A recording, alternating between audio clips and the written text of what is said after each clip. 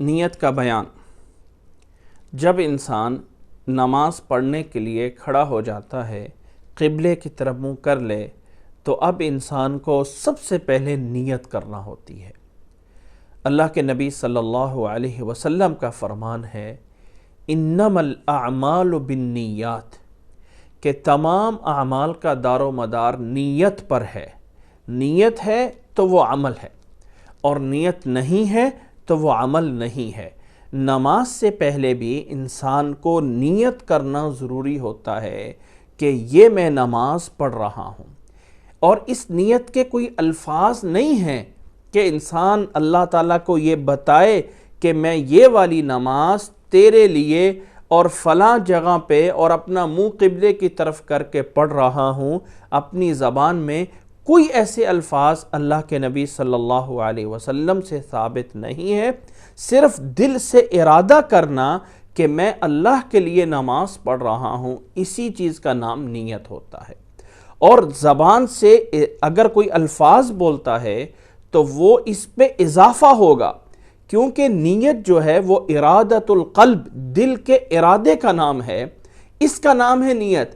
اب اگر کوئی انسان الفاظ بولتا ہے تو وہ اس عمل پہ اضافہ ہو رہا ہے جو اللہ کے نبی صلی اللہ علیہ وسلم سے ثابت نہیں ہے۔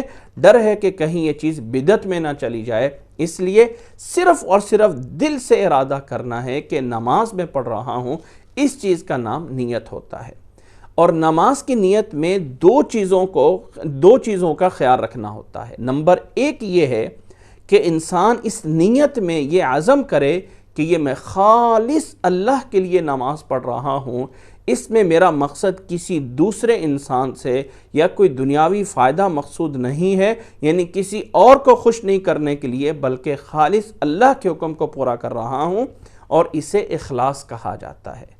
اور اس نیت کا دوسرا پہلو یہ بھی ضروری ہے کہ انسان اس نیت میں یہ سوچے، یہ دماغ میں اس بات کو لائے کہ یہ میں فرض نماز پڑھ رہا ہوں، یا فرض کے علاوہ سنت یا نفل نماز پڑھ رہا ہوں، یا یہ نماز میں کون سی پڑھ رہا ہوں، فجر پڑھ رہا ہوں، ظہر پڑھ رہا ہوں، عصر پڑھ رہا ہوں، یا مغرب پڑھ رہا ہوں، یا عشاء پڑھ رہا ہوں، کون سی نماز پڑھ رہا ہوں۔ کیونکہ نماز کا طریقہ سب کا سیم ہے، فرق انسان کی نیت سے جا کے ہوتا ہے۔